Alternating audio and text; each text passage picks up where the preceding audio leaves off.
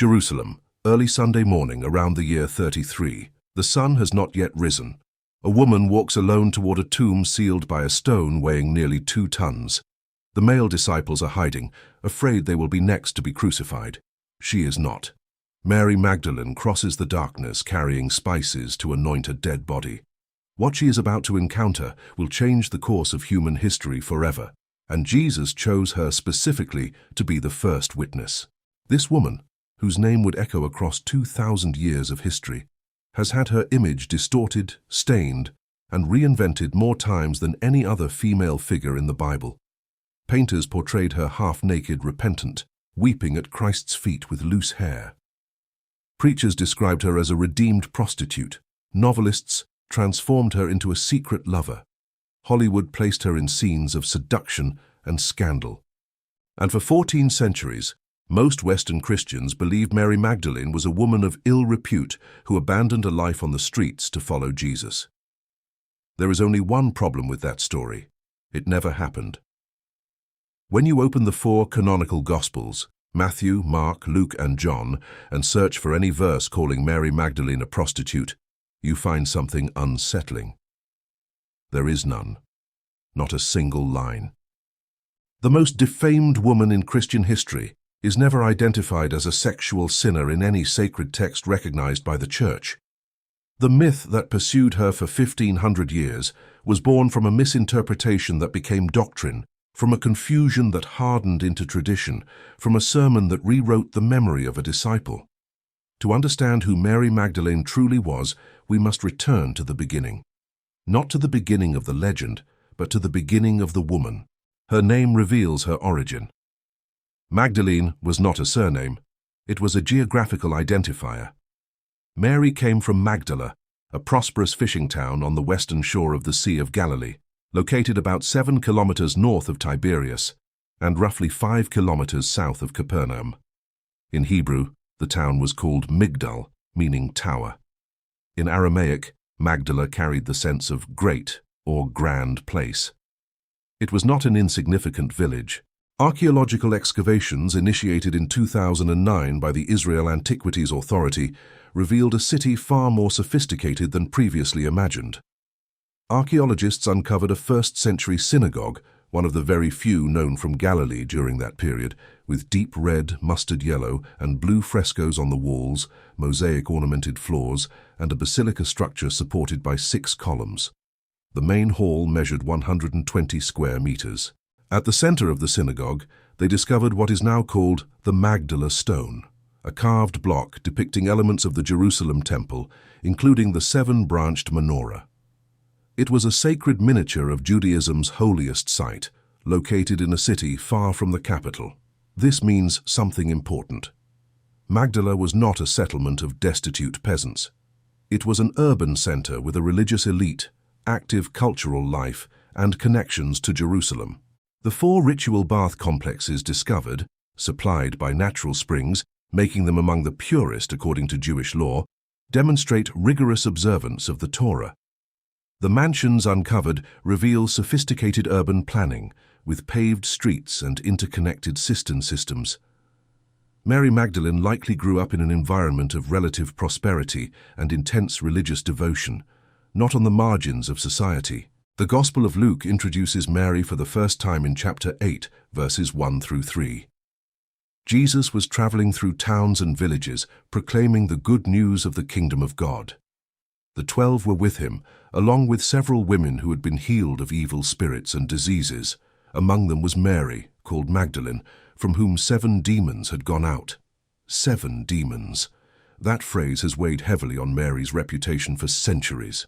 But the number 7, in biblical Hebrew tradition, symbolizes completeness and totality, not necessarily specific sins. Contemporary scholars interpret the passage in various ways. It may indicate literal demonic possession from which Jesus delivered her. It may refer to a severe physical illness, possibly epilepsy, since in the ancient world, diseases were often attributed to unclean spirits. It may point to profound psychological affliction. The text does not specify. What is clear is that Mary suffered from something devastating, and Jesus healed her completely. After that healing, she became a follower. Not a distant observer, but an active disciple who accompanied Jesus on his missionary journeys. Luke notes that she and other women supported the group out of their own means. The Greek term used, hyparkonton, implies not merely financial contribution, but the offering of resources, skills, and presence. Among the women mentioned was Joanna, the wife of Chusa, steward of Herod Antipas's household, a woman of aristocratic status who risked social position and security to follow an itinerant preacher. There was also Susanna and many others. Consider the context. In the first century, Jewish women did not publicly follow rabbis. They were not permitted to speak in synagogues. In some circles, debates existed over whether women even possessed souls. A Jewish teaching of the time claimed that whoever speaks excessively with women brings harm upon himself, neglects the words of the Torah, and ultimately inherits Gehenna. Rabbis were instructed not to teach women, and Jesus not only allowed women to follow him, he included them in his missionary band, accepted their support, taught them publicly, and treated them as legitimate disciples. Mary Magdalene stood at the center of this group. The fact that her name appears first in the lists of women followers suggests leadership or prominence among them. She is mentioned more often in the Gospels than most of the male apostles. Not even Mary, the mother of Jesus, appears as frequently.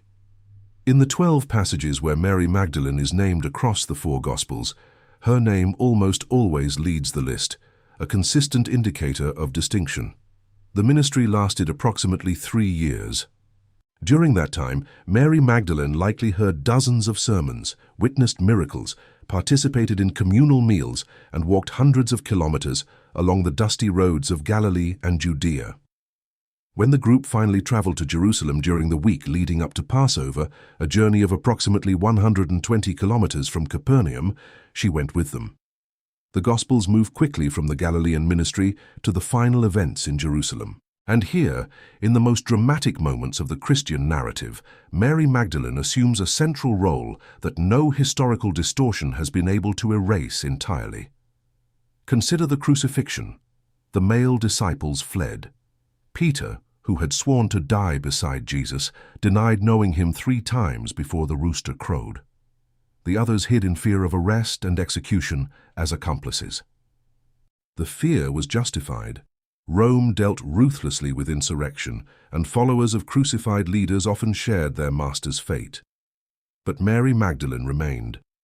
The Gospel of John places her at the foot of the cross, alongside Mary, the mother of Jesus, her sister, and the beloved disciple. Matthew and Mark position her watching from a distance, yet present. Luke records that the women who had followed him from Galilee stood at a distance, seeing these things. She did not run. She did not hide. She watched the agony of her teacher suspended on a Roman cross, exposed and humiliated, suffocating slowly while soldiers cast lots for his garments.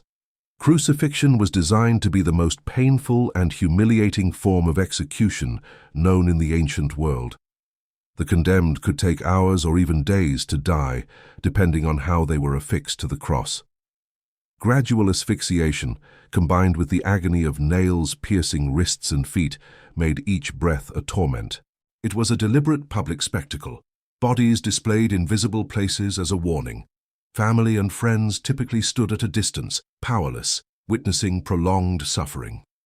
Mary Magdalene endured it, hour after hour. She saw when Jesus cried out that he thirsted. She saw the vinegar offered on a sponge. She heard him declare, "It is finished," and give up his spirit. She saw the Roman soldier pierce his side with a spear to confirm death. She saw blood and water flow. When Joseph of Arimathea obtained permission to remove the body and lay it in a new tomb carved from rock, Mary Magdalene followed. Matthew records that she and the other Mary sat opposite the tomb after the burial. They observed where the body was placed. They memorized the location. When the nearly 2-ton stone was rolled to seal the entrance, they were there. And when the Sabbath ended, at dawn on the first day of the week, while the men still hid behind locked doors, Mary Magdalene returned. The Gospel of John narrates the scene with cinematic precision. It was still dark when she arrived at the tomb and saw that the stone had been removed. She ran to Peter and the beloved disciple with the news. The two men went to investigate, found the linen cloths lying there, and then returned home. They left. Mary stayed. She stood outside the tomb, weeping. She bent down to look inside and saw two angels in white seated where Jesus' body had been, one at the head and one at the feet. They asked why she was crying. She replied that they had taken her Lord, and she did not know where they had laid him. Then she turned. A man stood there. She assumed he was the gardener. She asked whether he had removed the body and where he had placed it, promising to retrieve it herself. The man spoke one word, "Mary." In that instant, she recognized him, the voice, the way he pronounced her name. It was Jesus. She responded in Aramaic, "Rabboni," my teacher. The term was not merely teacher, but an elevated form of address, a superlative of honor used for revered masters in Jewish schools. Jesus said to her, "Do not cling to me, for I have not yet ascended to my Father." The phrase suggests that Mary attempted to embrace him, a completely human reaction from someone reunited with the one she believed lost forever. After witnessing brutal death, after weeping before an empty tomb, she now stood before him again. Alive, breathing, speaking her name. Consider the magnitude of what happened. The first human being to see the risen Christ was not Peter, who would be called the rock upon which the church would be built. It was not John, the beloved disciple who had leaned upon Jesus' chest at the Last Supper. It was not any of the 12 who had been chosen, trained, and commissioned over 3 years of public ministry.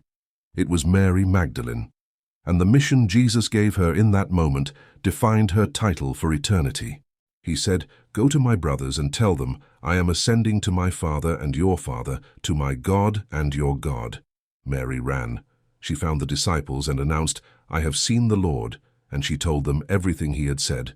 Mary Magdalene became the first evangelist, the first herald of the resurrection, the chosen messenger to deliver the most important news in Christian history to the apostles themselves. In the 13th century, Thomas Aquinas gave her the title that would endure through the ages, Apostola Apostolorum, Apostle to the Apostles. The theological significance of that choice cannot be overstated.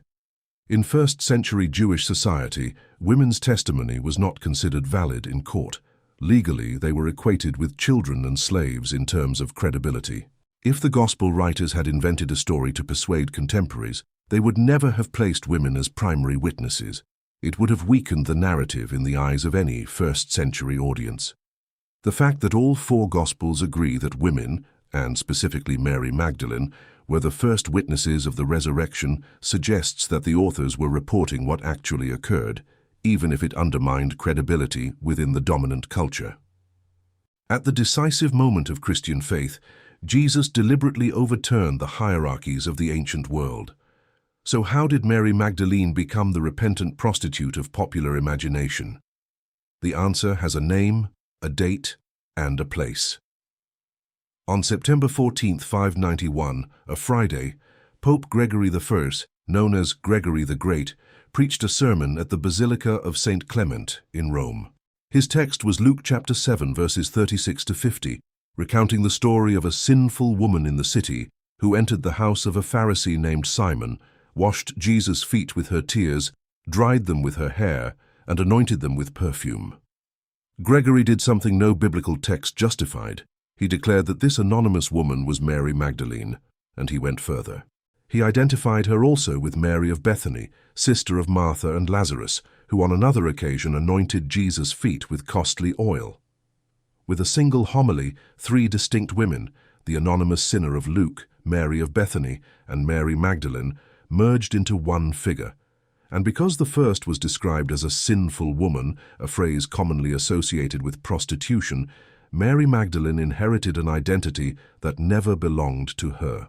Gregory interpreted the 7 demons as the 7 deadly sins. In his words, what did these 7 demons signify, if not all vices? It is clear that the woman formerly used the ointment to perfume her flesh in forbidden acts. Therefore, what she displayed in shame she now offered to God in praise. Gregory's sermon was not binding dogma. It was pastoral interpretation, but delivered by the Bishop of Rome, it carried authority beyond its original intent. It was copied, quoted, expanded by later commentators. The fusion of the three Marys became accepted truth. With each repetition, the image of the repentant prostitute solidified further. In the Middle Ages, Mary Magdalene, as the penitent prostitute, became central to popular devotion. She represented redemption even for the worst sinners, especially women who had fallen into sexual sin. Artists portrayed her with long flowing hair, often partially nude, in poses of ecstasy or repentance. Leper hospitals and rehabilitation houses for prostitutes were named after her. In England, such institutions were called Magdalene houses, derived from Magdalene. The irony is profound. A woman the Gospels present as a faithful disciple, supporter of the ministry, courageous witness of the crucifixion, and first herald of the resurrection, was transformed into a symbol of redeemed feminine shame. Her leadership was erased, her apostolic role obscured. What remained was a convenient narrative of a sinner finding salvation through repentance and submission. Some historians suggest the transformation was not accidental. As the early church institutionalized and power structures consolidated in male hands, the presence of a woman with apostolic status became uncomfortable. Reducing Mary Magdalene to a repentant sinner also reduced any claim to female leadership based on her example. Professor Robert Cargill of the University of Iowa, a specialist in classical and religious studies, puts it plainly. By turning Mary Magdalene into a prostitute, she becomes less important.